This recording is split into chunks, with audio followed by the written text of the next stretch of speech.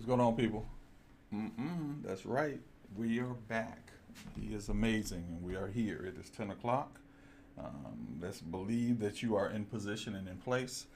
Make sure everybody's turned down so we don't have a whole bunch of junk going on, because you know things will start getting loud here. You know what's really funny about doing Facebook? Facebook won't let you turn it down until it's actually live. That's really crazy to me. So we are here. Welcome. Welcome. I moved. Yeah. Okay. Yeah. Ooh, wrong one. Yeah. Now, while we're doing this, a couple things I want you guys to know. I was attempting to do something, and you got to realize something. With me, this entire thing is the part of the studio. So what I'm attempting to do is make sure that everything is going the way it needs to be going. That's what I'm attempting to do, is that I'm attempting to make sure everybody is in place so that we can have a good moment. Now, what I want to do is I got to get delivered to. So I got to get free. Like I'm trying to tell you guys to get free, because I have to get to a point where I understand that you got, and I want to keep focus on you, but I also want to make sure that we don't miss out on opportunity. So I tell everybody, listen, I take notes too. I've got notes. I've got water in case I get thirsty. I do the same things. Now, let me help you guys out. You guys are on this monitor right here. So when I look this way, I'm actually looking at you to see what your notes are saying. Instagram is here, YouTube is here. You got to kind of pretend like this is an entire audience. We just pretend like it's a coliseum, okay? And if I look in this direction, look at this direction, that's what's taking place, okay? Because I want this subject to be really crystal clear for you. And it says, I hate I was taught speech. You don't say you just don't say That's just the way it is. Okay. So I needed to clear that up, because a lot of the stuff that I'm going to say, I want responses from the people that are paying attention to it.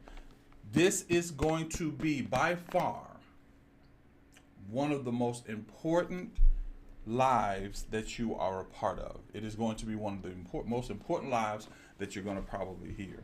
And the reason it's going to be so important, because every person that is a part of the mentoring family, so my family members, and every person that I have ever talked to has always asked me about this one particular question in one way or another.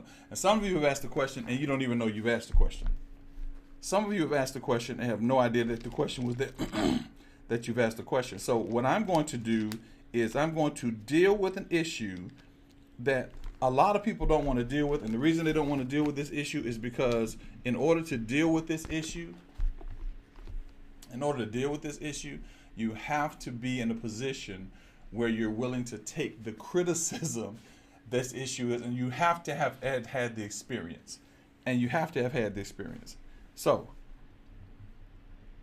and once I get to this whole process, making sure everything there, making sure everybody's in. Once we get to this whole process, it's going to change how you do everything. Some of the things that you have never understood, you're going to start to understand, because what's going to happen is you're going to begin to see how God can do this. You follow me? Okay. So everybody knows we're going to John the 10th chapter. We're going to John the 10th chapter in the 27th verse. Yeah, I should have that highlighted, but I don't. John the 10th chapter in the 27th verse. So there's a lot of information. I got a lot of notes. I'm going to even take some more notes, because I want to get this subject as strong as I possibly can. So if you're there, thank you very much, Ms. Brown. If you're there, I need you to hear me. Now,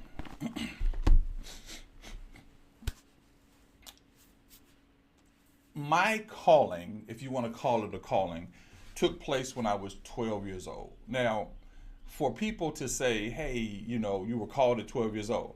Let me tell you something I need you to understand. Called to the ministry has been so commercialized that when you hear called to the ministry, you're looking for a pulpit. God is so much larger than a pulpit, it's not even funny. So you hear someone say that God called me to the ministry, and immediately you think, start a church or go to an organization and become one of the ministers, or you immediately think of things that put you in the position where you are now a elite part of some type of organization. And so you begin to reflect on the different people that are in ministry. You begin to reflect and say, hey, I want to be like Pastor Dallas, or I want to be like Dr. this, or Bishop this, and even when I say those names, if you've gone to church for any period of time, you hear doctor and you think of this person. You hear bishop, you think of this person. You hear apostle, you think of this person.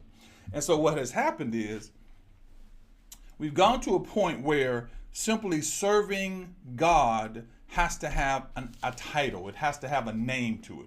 I had a lot of people say, I want to know what my purpose is. So you have to have a purpose, a line, and all these types of things. And they put you in a position where you go, wait a minute, I want to be in that realm. I want to be in that place. So at 12 years old, now from 12 years old to right now, God has not ceased speaking. Now, the thing you have to understand that when you hear the voice of God, when you hear his voice, the scripture says, harden not your heart. But it also, the angels always say, fear not. But here's what was taking place when I was 12. I heard the small, still voice. There was a lot of things. I'm going to do it like a whole series. We're going to do this. This is probably going to be what we do Monday, what we do Wednesday, what we do Friday, probably what we do Tuesday, what we do Thursday. We're going to talk about this because I need you guys to hear it. I need you to invite anybody that wants to hear it. It is not my job to invite them, so they can't say, hey, man, what? If you're a part of the team or part of the family, yes, you already know about it. I told you about it, and you should be ready for it. But if you're not, somebody needs to invite you. You can't join. You can't be born in. You got to join in. This is reverse. So when I began to understand that, I said, okay, what's the first thing that took place when I heard the voice of God? And then I began to teach backwards. I'm going, okay, when I heard him for the first time, when the first time I actually heard him, I was 12 years old. And when I heard him, it was not something that went, well, da da da da. No, it was so a part of me, but not a part of me. You follow what I'm saying? So it was not. It's kind of like DNA. You have a DNA, and your father has a DNA. And when they look at the DNA on the microscope, they'll say he is 99% your son. How do you know? Because the DNA matches 99%. The voice that I heard was matching my voice 99%, but was something more loving about it. There was something different about it. So I knew it was my voice, but I also knew it wasn't my voice. Does everybody follow what I'm saying? And so that voice, because I was a child, because 12 years old is still a child, whatever society says, they're wrong. I was a child. I just said what the voice said. So my mother and my father, not my father, my mother, my uncle, her sister, the three of them were playing cards. And there was the three of them, they never had a fourth person. So one of the friends came over and they were playing spades. Spades. The game of champions. So they're playing spades. And while they were playing spades, I'm sitting on the floor by my mother. Just playing, playing with my whatever I was doing, whether I was book playing, whatever, I was doing something. While I was sitting there, I heard the phone ring. Now, we don't have to, we heard ring, ring, the whole thing. It's ringing. Now, I'm sitting there, and the phone rings for, I know, a good minute, a whole 60 seconds. And I look up at them, and nobody's answering the phone. And I'm going, Mom. And she says, what? I said, is anybody going to answer the phone? And my mother says, what phone? And as she says that, the phone begins to ring. And then she looks down at me, and so now the whole family is looking down at me, and I just get up and walk away like, why didn't anybody want to answer the phone? Because in your mind, you go, Dad, the phone was ringing. It's driving you crazy because it was so loud to me, but nobody heard it because it was ringing in my spirit. In my spirit, I heard it. And that was the first mark of me hearing from God. Now, what I realized from that point on as a young boy is that this voice was the voice that guided me. I didn't know it was, but it was the voice that guided me. It saved my life one time. It saved my life a couple of times. But I realized that voice was watching over me. And so how did I hear the voice as loud as I heard the voice in comparison to how I hear the voice now? Now, here's why I say that. I didn't know salvation. This is going to mess a whole lot of y'all up. I didn't know salvation. I didn't know, I knew none of the stuff that I know now. Now I'm sophisticated. Or the young man says the sophisticated. I'm sophisticated now. But it becomes more difficult for me to hear. Even me. It becomes more difficult for me to hear the voice now. And I'm like, why, God, is it difficult for me to hear the voice now? And that's why I went on this study. I went on this study, and there was a pastor named Zoe that was speaking online. I don't remember her name. I just was kind of flipping while I was doing this study and finishing up on the book. And I saw her she said something, and I heard the Spirit of God said, "My sheep know my voice." And I said, wow, that's like a really deep statement to me. My sheep know my voice. And so what has happened to us in times past is we have been designed to follow after a voice that we thought was the voice that was necessary for us to live our lives. So let's get into this. I really will get into a situation where I can actually kind of discuss this whole thing. So let's look at John the 10th chapter and the 32nd verse. Or the 27, 20. Yeah, let's start at 26. But ye. Now this, John the 10th chapter is like a really good chapter. It's like Romans the 8th chapter. They're just like really good chapters. Now, but ye have believed not because you are not my sheep. And I said unto you, my sheep hear my voice. I know them and they follow me. That's a very simple verse. My sheep know a voice. I know them and they follow me. Now, there is so much to dig in. There's so much to dig out of it. I mean, there's so much stuff that we can just start digging and digging and digging and digging. And so when I start to dig into this thing, I start to look at some of the things that take place. So when you look at John the 9th chapter, and I really wanted to do this. This is how I study this, guys. When you look at John the 10th chapter, and you begin to look at the 26th verse, you're going to notice something really, really interesting about that. And I'm going to show you something. I'm going to show you what I'm talking about. He said, my sheep. Now, that is not the same as calling you a dumb sheep. And people have done this. Oh my God, it irritates me so much to the point that I don't know how to. You are by no stretch of the imagination what we call a dumb sheep. He's saying that a sheep is innocent. It's innocent. And he said that in that innocence, now they're innocent and they're squeamish. He said, in that innocence, they know my voice. So all the other voices that may be there to distract you, which are a danger to you. See, your distraction is your danger. It's not it's the devil coming in throwing bottles on the ground. The devil is here. I'm about to get it. No. The most dangerous thing that have ever happened to you is a distraction. Because the distraction can make you feel like you're doing the right thing, and it may be distracting and killing the destination of your vision. A distraction is dangerous. It is more dangerous than procrastination. A distraction can take you down a rabbit hole that has nothing to do with the fact of what you're doing. And you'll be so far down the rabbit hole that you've wasted an hour and you don't even know that you wasted an hour. Yeah, I know. Isn't that deep? So where are we going? 25. So let's go to 25.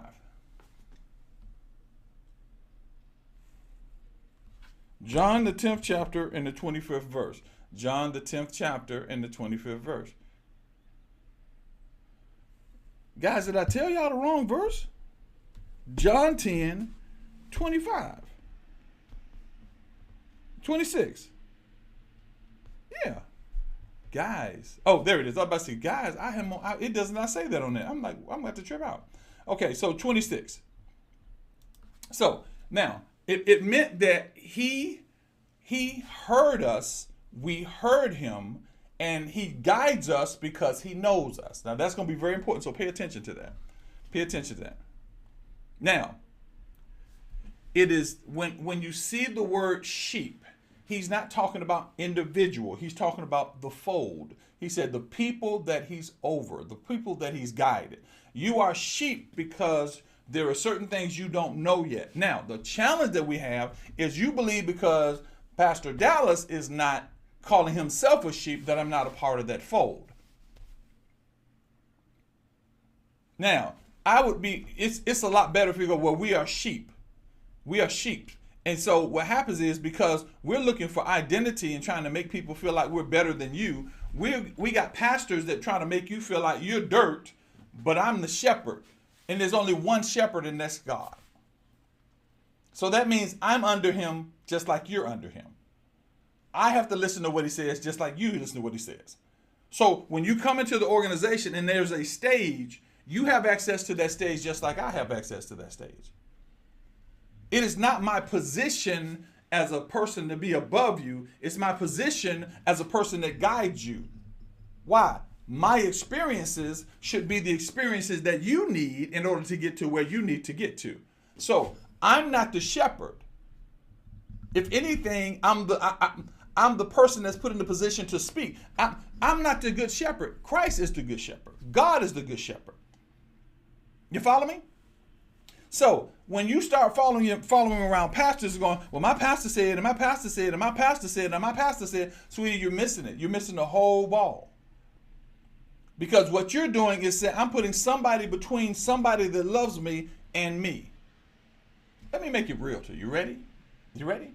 You have this wonderful husband. He's the most beautiful husband, and he's the greatest man in your life. You have this wonderful wife. She's beautiful. She's fine. She's everything.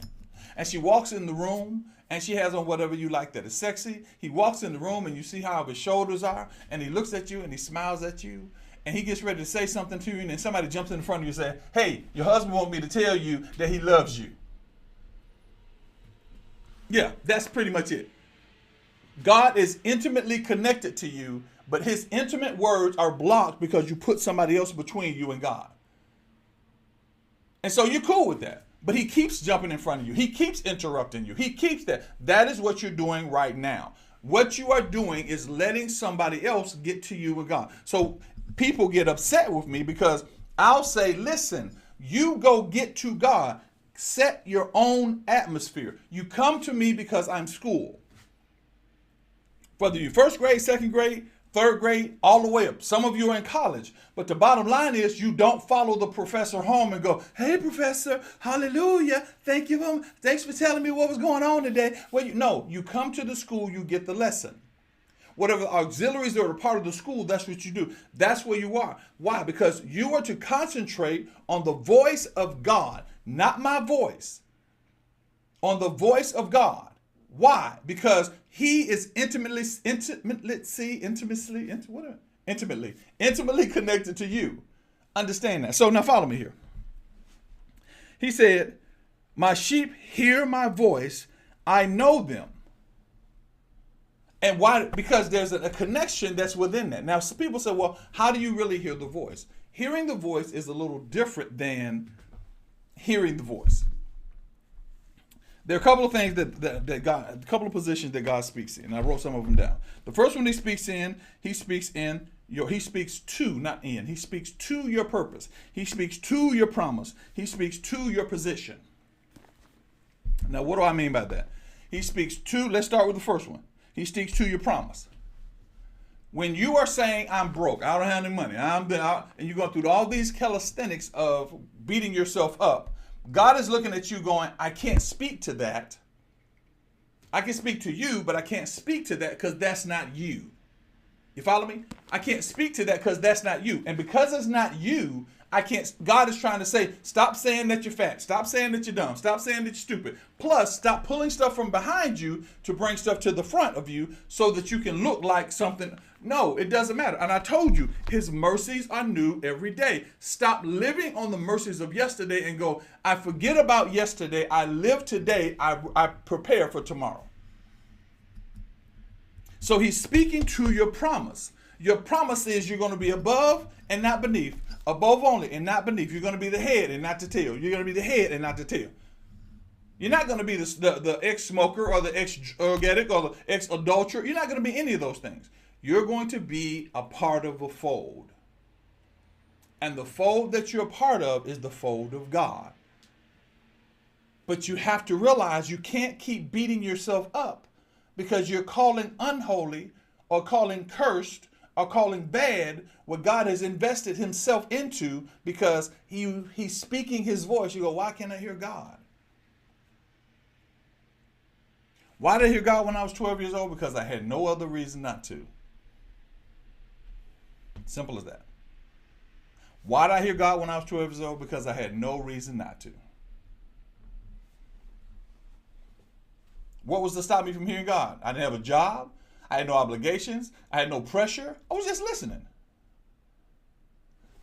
I came to him as a child.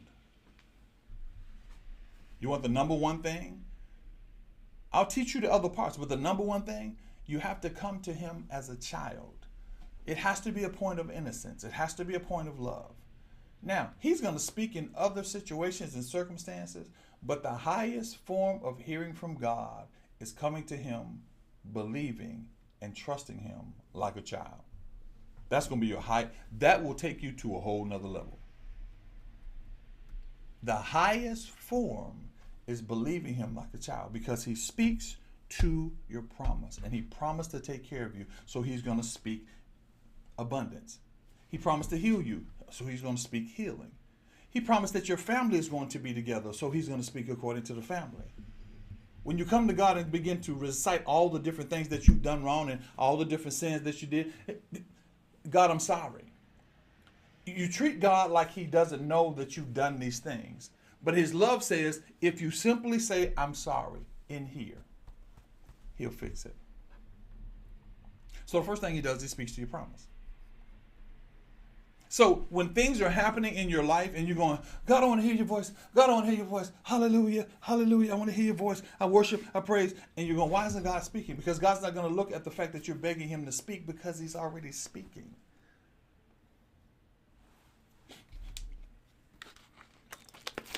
You take a bottle and you turn the bottle upside down and you go, okay, I'm going to let this bottle pour out. Everything here is going to get wet, but everything here is not going to get wet. However, as the water hits the table, you will get splashes and sprinkles of the water here because the water is splashing and causing problems. The key that you have to realize is he's giving you the voice. All he wants you to do is get in the position. So the second thing he speaks into is your position. Speaks to your promise, he speaks to your position. Okay? Speaks to your promise, it speaks to your position. Now, here's what I need you to understand. His voice, people ask me what's the voice of God like? The voice of God, the pure voice of God, not the voice he uses that comes through you. The pure voice of God is the most calming, peaceful voice you'll ever hear. Some of you have heard it, just didn't know you heard it. Some of you have felt the presence of God, just don't know you felt it. Why? Because all the things you say, stop saying something told me, something didn't tell you, something doesn't have the power to speak to you, something doesn't even have the right to speak to you, something didn't tell you. I would feel better and you would do better to say, you know what, I think the Spirit of God spoke to me or my spirit spoke to me. Because we're so desperately not wanting to hurt God's feelings or feel like we're lying on God or disrespecting the name. Get out of all of that stuff. That's what grace is all about. Start saying, yeah, God revealed this to me. Well, it's wrong. It's not on me. I didn't come up with it. God did. It's crazy. I don't care. I didn't come up with it. God did. So how will I get to you don't get to a point of hearing from God because you are going to a church. You don't get to hear from God because people like you. You don't get to hear from God because people don't like you. It's not because of your religion. It's the mere fact that my heart is connected to God's heart. And I hear from God. So stop saying, something told me. No, something told me. My spirit told you. It's not your mind. Your mind doesn't have the clairvoyance of your spirit. Did I say clairvoyant? Did I say psychics? Did I say ESP? Because what people don't understand is there is no gift on this planet but the gift of God speaking through your spirit. And when people understand that, they stop going, well, we have psychic and esoteric. No, we don't have. We have the Spirit of God that has orchestrated this whole thing and given gifts unto men. So you have, I'm tiptoeing, giving gifts unto men. Stop trying to give it a title so you go, I'm a little psychic myself. I'm a little clairvoyant myself. I'm a little prophetic. It doesn't matter. Concentrate on the voice, because if for me to identify, and it was funny, I was about to take this label off. For me to identify this water gives the name value. It doesn't give the contents value. For me to go, I'm Pastor Dallas, I'm Prophet Dallas, I'm Apostle Dallas, gives the name value. Doesn't give the contents value. My content is the Spirit. How you doing, evangelist? I'll say that to people. My content is the Spirit. But are you focusing on the content of the Spirit as much as you're focusing on the name? Everybody that is here has heard the Spirit of God. So it's hearing Him is actually concentrate on Him. Do you know why I tell you guys to write stuff down when you're in your prayer?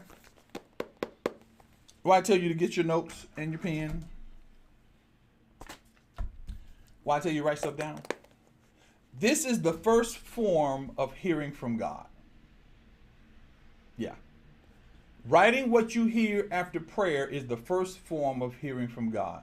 That is why I told you that writing is such a huge thing for God.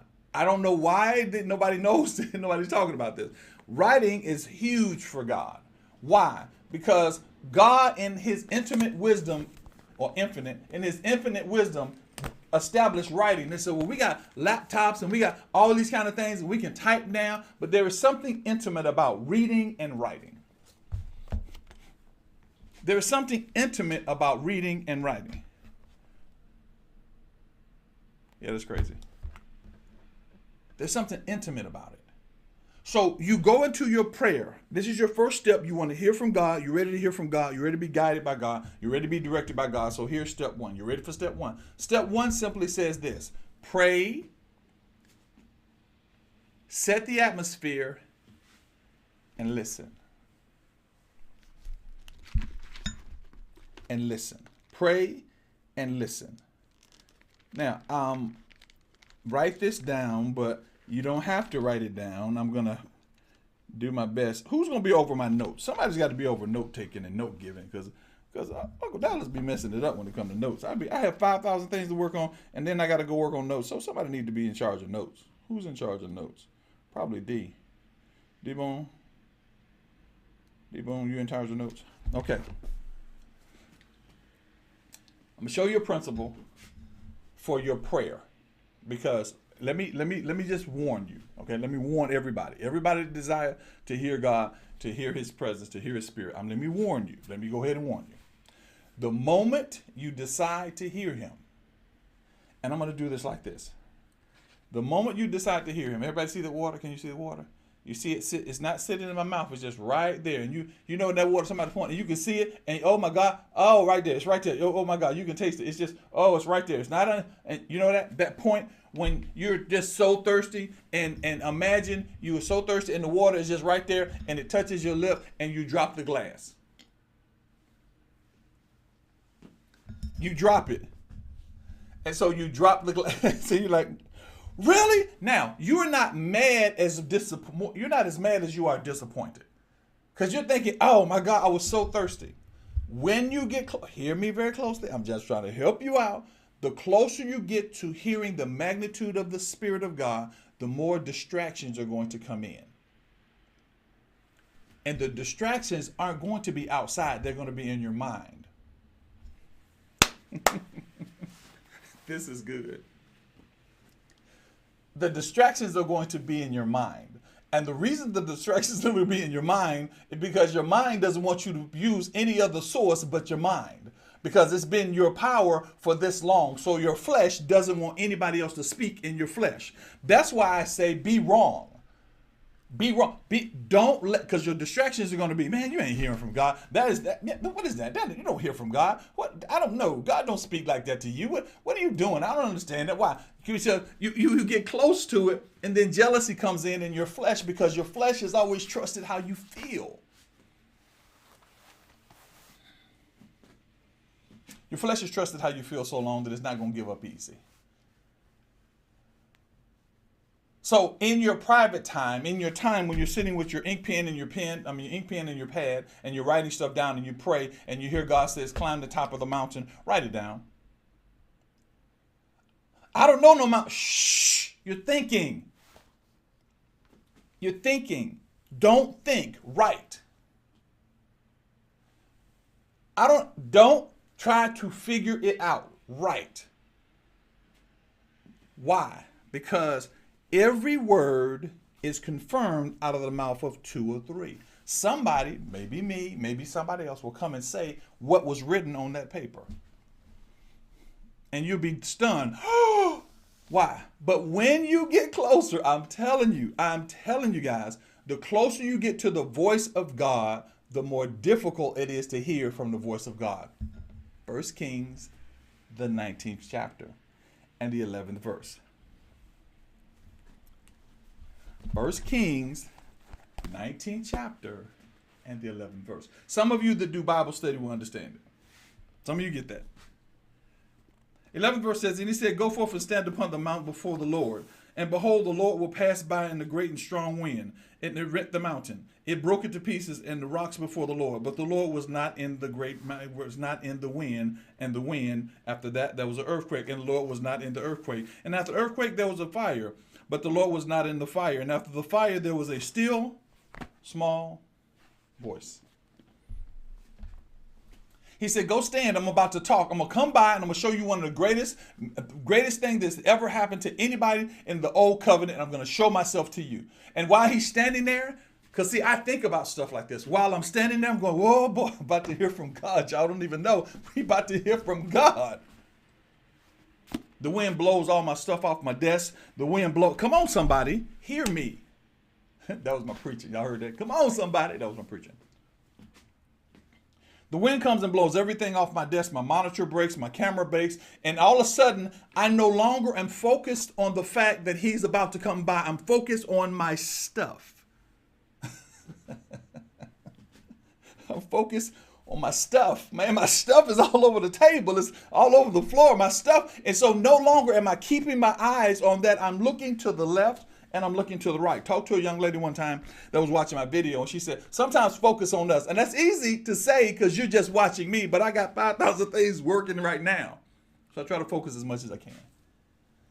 Give me some mercy and grace, please. Y'all forgive me.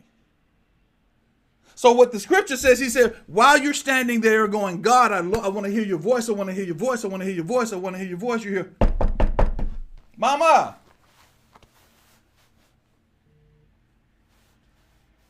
Somebody's on the phone.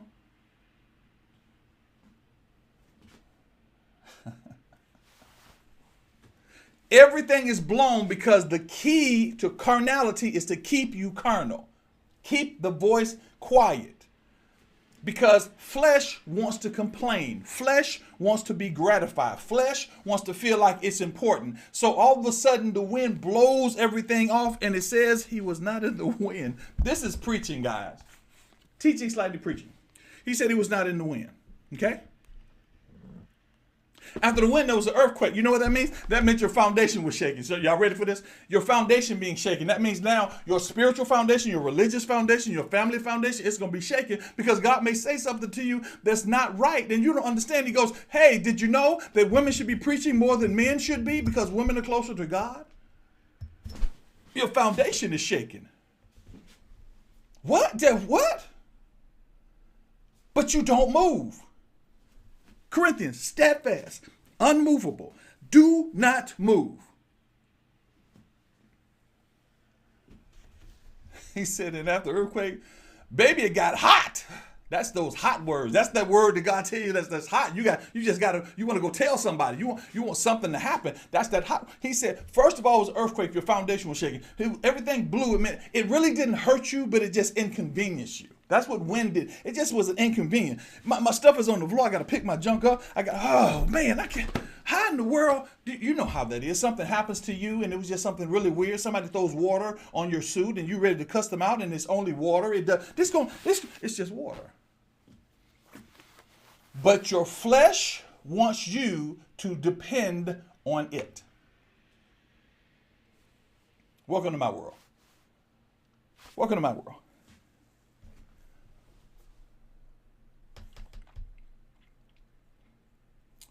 And it says this, which is really interesting. He said, then the strong wind broke the mountain. It meant you were face to face with something that should scare you. But you, number 3, are in position. Number 1, promise. Number 2, purpose. Number 3, position.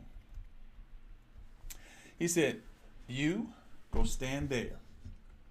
I'm going to come by and I'm going to show you myself. What that means is I'm going to reveal where I was always in your life. I'm going to reveal all the things that are in your life that are all about me. I'm going to start to show you that when you thought you had cancer, I was there the whole time. I'm going to show you that when you thought things were bad, I was there the whole time. I'm going to show you that religion has got you in a position where you thought I wasn't there, but I was there the whole time.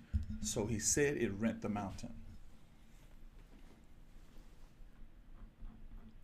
And that was because see when I when I thought about that, I can't show you guys anything, but if I was to show you my desk, and I could do this, I got this on my look at this. This is on my desk. I got one of my old watches in case I need to change watches. Then I have my highlighters that are the crayon highlighters. I have my mouse because the mouse is there. There's a phone there, iPad there. There's a towel just in case I drop something. All this, there are plugs, there's speakers. All this stuff is on my desk right now. If something came and moved all this stuff off my desk, I would have to focus on the fact that I cannot lose focus. I would have to focus because what happens is my mind begins to record all the values of all the things because see, what you don't know how advanced your mind is right now as everything is falling, it is calculating what has hit the ground and giving you a price in your mind, and the value of that thing determines whether you're going to listen to it. But if you value the voice of God more, it just falls. I'm a big Marvel fan. Tony Stark had a $1 billion house and all these wonderful cars. And as he came down to Iron Man, he tore everything up. He flipped the cars. He ripped up the wall. And when he ripped up the wall, all this kind of stuff, I'm looking at him like, what, man?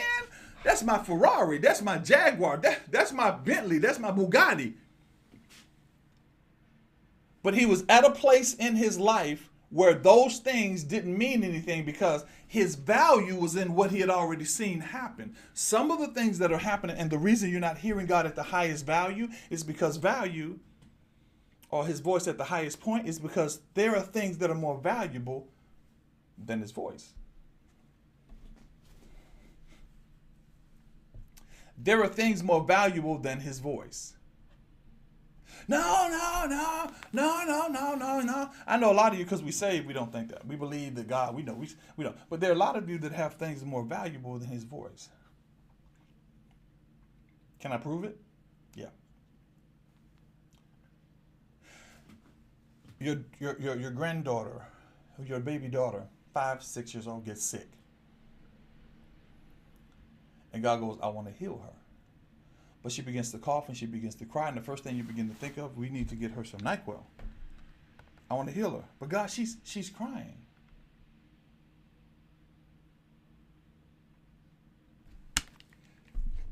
Stay with your husband. Don't leave him. Don't leave your husband. Don't leave your husband. But he's a narcissist. God, he is a narcissist. Don't leave your wife. Don't leave your wife. She disrespects me. I don't even know why. God, she disrespects me. Some things are more valuable than the voice. See, what happens with the voice carries power. And the key to it is there are some of you that don't want to hear the voice because you want the flesh to continue its position in your life, to tell you when to do it and when not to do it. So you don't want to hear God saying, You need to go and ask your husband for forgiveness. You need to go and tell your wife that you're sorry. You do need to go and say to your mother that I don't need you telling me anything in my life. And so if you ever say anything else again, you won't see me anymore. You need to go and tell your children, no, you don't have to have the cell phone all day long. You have to go into those controversial places, because those are the places where your earth is shaking. Because see, if you flip this passage around, the passage says there was wind, there was earthquake, and there was fire. Do you want to know the deep part of why there was wind, there was earthquake, and there was fire? Sweetie, it wasn't just for a distraction. It was because those three things were the level of power that his voice produced. When he began to move, God began to move.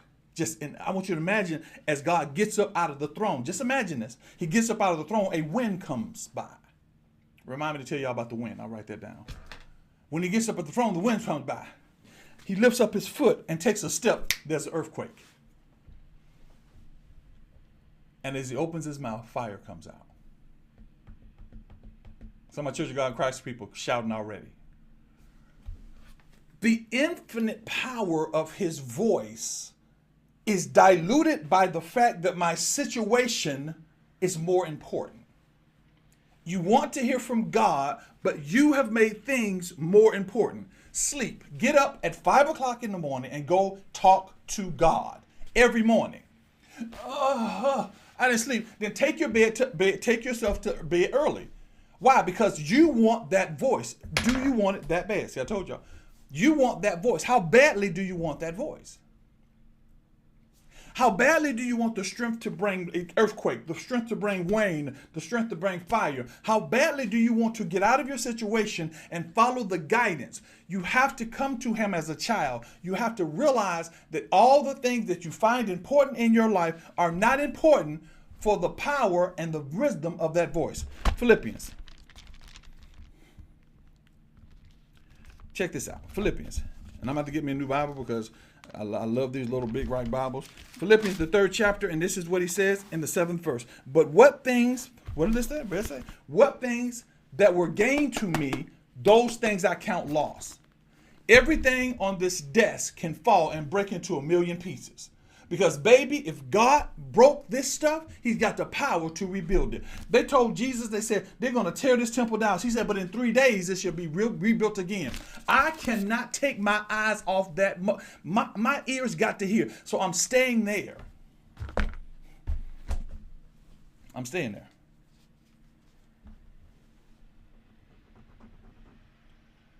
At the risk of losing things that I think I'm going to lose.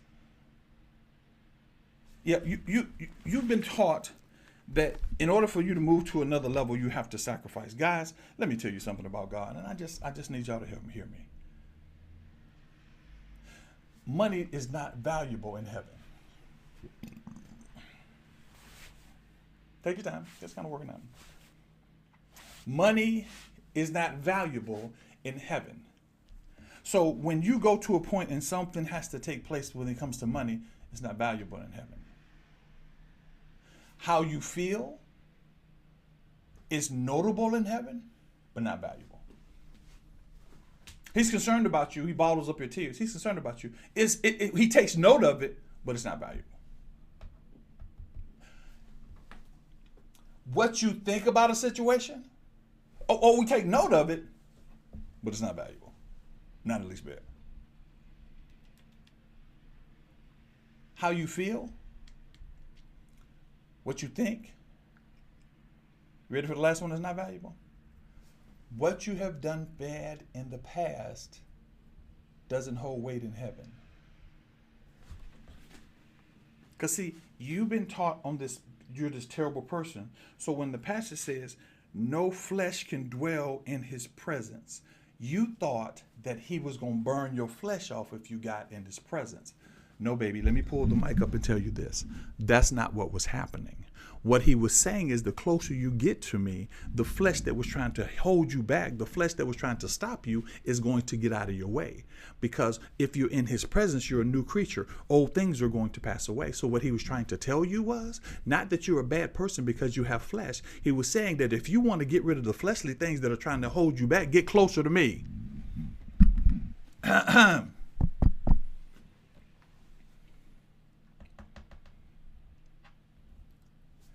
We have to understand that God is speaking. Let me see how far I can go back here without messing anything up. Right now, you hear my voice. The closer I get, the more you hear my voice. I pulled the mic up and it got even louder. The closer you get to him, the more you hear. Now, some of you saying, well, I hear this and I hear this and God is speaking this and I'm speaking this. Can you imagine if he speaks you out of your situation?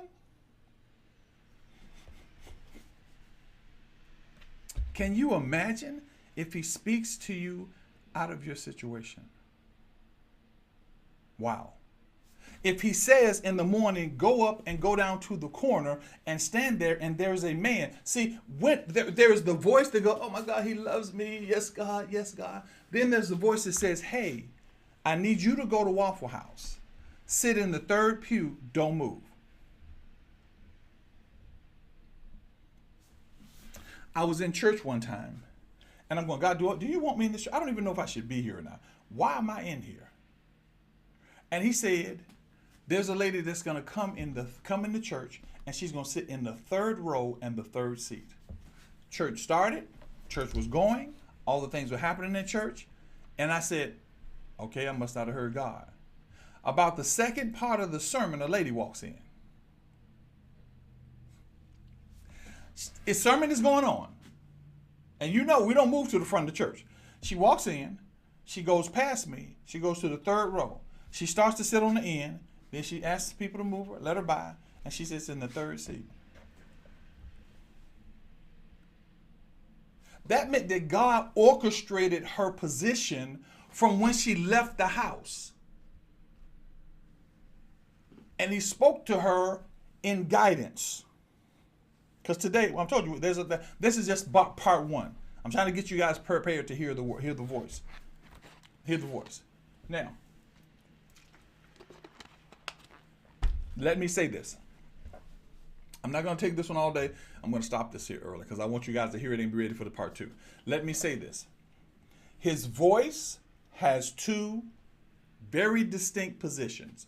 He will speak to you now using the reference of what happened yesterday.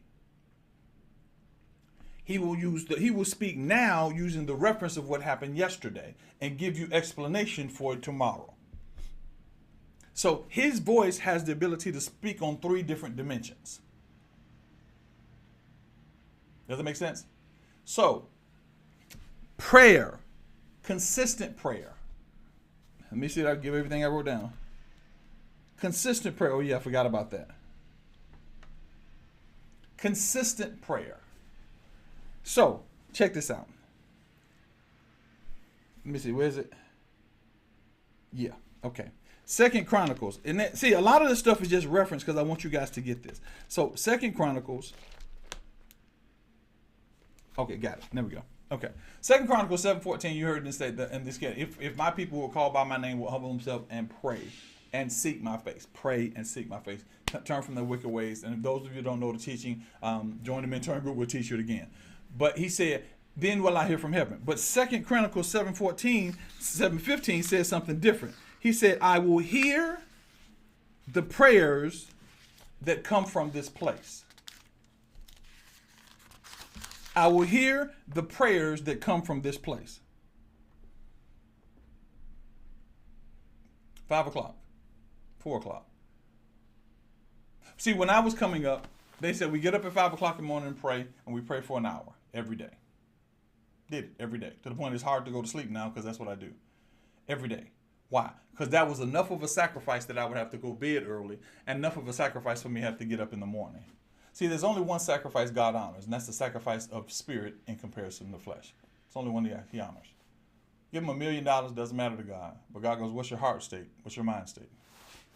Give him $1 billion. Doesn't matter. What's your heart state and your mind state? Now, what does that mean? That means right now, your claim, your decree is money.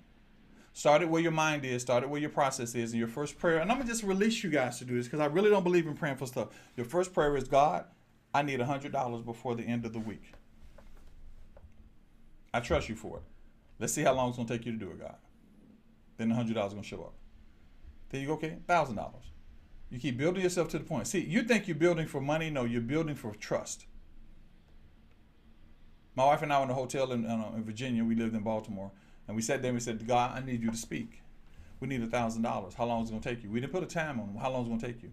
So by Wednesday, we prayed. By Friday, the money was there. We didn't beg him every day. We didn't talk to him every day. This is stuff that, guys, this is stuff that I'm experiencing. This is not stuff that I'm saying because I want you guys to go, oh, it's Pastor Dallas. Yeah. I carried the mantle of a prophet since I was 12 years old. Yeah. I'm not Prophet Dallas. I'm Uncle Dallas. I'm pastor by position. I'm prophet by mantle. Yeah. See, all the people who run around and say, I need you to call me a prophet because I'm a prophet of God. That's a selfish point. They may be humble in their heart, but they're selfish in their calling. You don't have to call anybody. What's your name? Tamika. What's your name? William. Why they call you Uncle Dallas? That's the title they put on me on social media. He said, when you get into that place, he said, I hear the prayers from this place. 5 o'clock in the morning is setting an altar between you and God. It's saying, God, I'm going to meet you in this particular place. Because another thing you need to understand about those places, there are 3 ways that God does it. God's voice is constantly speaking. Now hear me now. This is going to help you get to that next level. God's voice is constantly speaking. Okay? He gives you the right and the authority to choose where he's going to speak to you. Yeah. It's constantly flowing. Holes in here, it's just constantly flowing. Now he says, where are you going to be? And where you be, because I love you enough, I'll move the faucet over to where you are. I'll move the faucet to where you are. Where are you going to be? Just tell me where you're going to be. I'll be there. Wherever you're going to be, I'll be there. But be there. And I'm still speaking. Because there's a constant flow of communication going right now. He's constantly speaking. While I'm talking to you, he's talking to me. While I'm talking to you, he's talking to you. You thought that was just your idea. You go, oh man, that's a good idea. That wasn't a good idea. That was the Spirit of God speaking you in that direction. When you come up with these great ideas and these great things, man, that is great. I just saw something. I said, doom, doom, doom. That worked perfect. A young lady called last night and said, oh, Prophet Dallas, I know a great hashtag. God showed her the hashtag. But we want to still identify, nah, it was me. Just something came up in my mind. How do you think it got there? Anyway. And that's the name of that tune. That is part 1 of how to hear his voice. All right, that's part 1. I'm going to answer some questions. Now, please do not get upset, guys, because I know everybody thinks I'm looking around, but YouTube is right here. These are the people that are on YouTube. I normally keep them here. I can't put them here so I can just look down. YouTube is here. Instagram is here. Facebook is here, and TikTok is there. TikTok is there. So you know what I'm going to do? Just so everybody will be okay. I'm going to move my YouTube right up under me, so I can see the YouTube. Now that's YouTube. So everybody's on the YouTube, I can see you down there. So I have to look at your questions down there. You're welcome, Jasmine. You're welcome.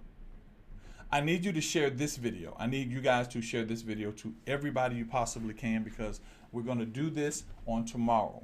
I normally do Monday, Wednesdays, and I'm going to do this second phase, part 2, tomorrow. Part 2. First thing, I'm trying to build the foundation. I'm trying to break up the vital ground. For those of you that are on the mentoring group, I have 40 passages that talk about God speaking. This will keep you studying. Go to every one of the passages and listen to how God is speaking and why God is speaking, and then write down the attributes and your questions that we do. So we have 40. Those of you who are part of the mentoring group, I already have them. Let me see if I can do it. I can do it right now. I can probably show you right now if I can. I already have them. 40 passages that talk about the love of God and God speaking. So let me see if I can make this happen. Yeah, it doesn't matter. Yeah, y'all see it. Those in the mentoring class, you'll see that. You'll see that. So, are there any questions, comments, or concerns? Now, let me say this: we got 6 minutes. So, if you got a question, go ahead and ask the question. Because at 11 o'clock, YouTube is done. I'm taking YouTube off, and everybody knows we go from YouTube to TikTok and Instagram. So, Facebook will be off. Everybody will be off except TikTok and Instagram. Now, let me ask you this. Let me see this. Let me get this out of my way. Out of my way. Okay, out of my way.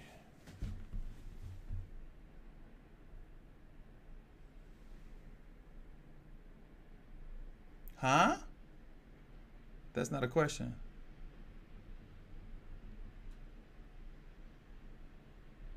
I don't get that. I don't understand. That's not a question. Okay, so now. Okay, D Boom, thank you very much. I hope they're good notes because I got to decipher them and send them out. So there will be 40 passages that you can use in order to kind of, because I need you guys to get into this thing. I don't need you guys just to be there. I need you to get into this thing. And once you get into it, you'll be able to see what God is doing and how he's doing it. You got it? You got it? Y'all got it? Y'all got it. Okay. Now, I always ask this question.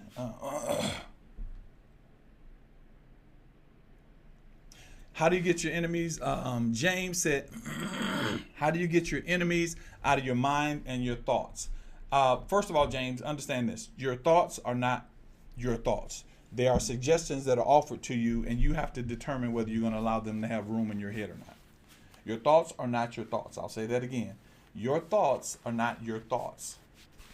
Right now, if I say the word donut, imagine a donut. That was not your thought. That was something that was suggested to you. Now you have to determine whether that thought has room in your mind or not.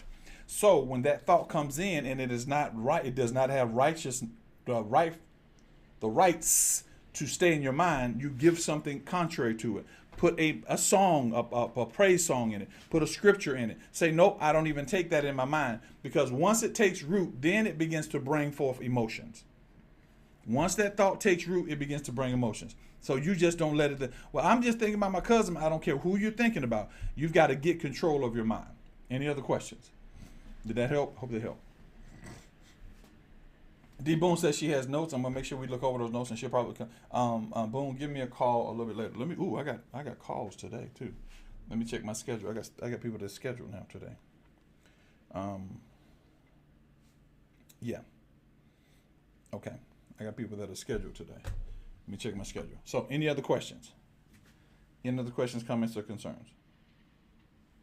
Oops, I always do the same thing, hit the wrong, but I'm gonna move those around right now. Yeah, I'm gonna move those around right now.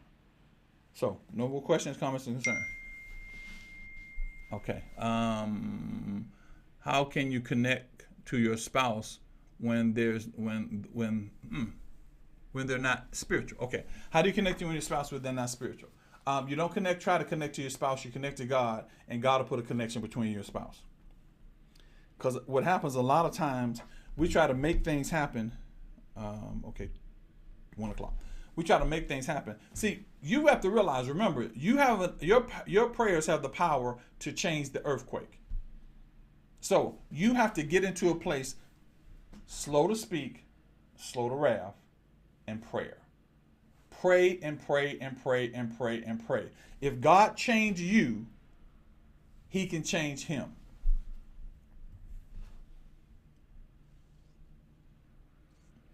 About 2:30 D. 2:30 D Bone.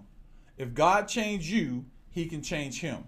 You have to get to the place. First of all, your direction has to come directly from God. All right? It has to come from God. Stop trying to make him. He is spiritual. Every person is spiritual. You are a spirit. You can't be. It's like I cannot not be a human. I don't feel like being a human today. Okay? How do you not be what you are? So you pray and give God something to work with. Don't keep trying to tell him to come to church. See, because sometimes when we start talking about spirituality, we're talking about somebody that goes to church and not goes to church. How do you know you're more spiritual than him? Attributes. So when you start talking about church, you have to let God work it out. If you're going to say, I want him to be spiritual, then you have to let that. The Bible even said that the silence of you is more powerful than the words that you speak. He can work it out. Stop worrying about that. Don't worry about it. I want to go to church together. We put this idea together because church, y'all need to come to church together. Y'all need to worship together because that's the truth. You need to get to God by yourself. Got it? I hope that helped a little bit. Get into prayer and worship with no. People are living not what they are living, not what they are every day. Wow. Wow. Thank you. You're welcome. Okay. Any questions over here? TikTok, Instagram. Let me get. Yeah. So it's 11 o'clock. Nobody's asked any major questions. Nobody's asked any major questions. So what I'm going to do is we're going to get rid of. Let's see who we have here. I'm sorry, guys. I'm trying to look down at my stream. You know what? Let's stop doing this. We'll just bring the stream over here and we see it. Okay, got it. Okay, so YouTube, I love you guys. Thank you very much for joining us. Part 2 will be tomorrow, and we will start talking about the first part. We just build the foundation. The second part is the position of your prayer. The position of your prayer. Now I want you to get your consistent position, build your altar, move your altar, and begin to get into the position where God wants you to be. Okay? That's the first thing I want you to do. So today, pick your place, where you're going to be, what you're going to do, how you're going to do it. So your instructions are to pray and write. Don't care what he says, don't care how crazy it is, pray and write. Because if it's crazy, he'll show you why it's crazy. If it's not crazy, it'll be confirmed. Okay? So get your position. Be consistent. Put some sacrifice in it. You might have to go to bed earlier. Get up early. Put some sacrifice in it. Make it work. Show God that he's valuable to you. All right? My name is Uncle Dallas. This is Higher Standards, and you have just been taken to a higher standard.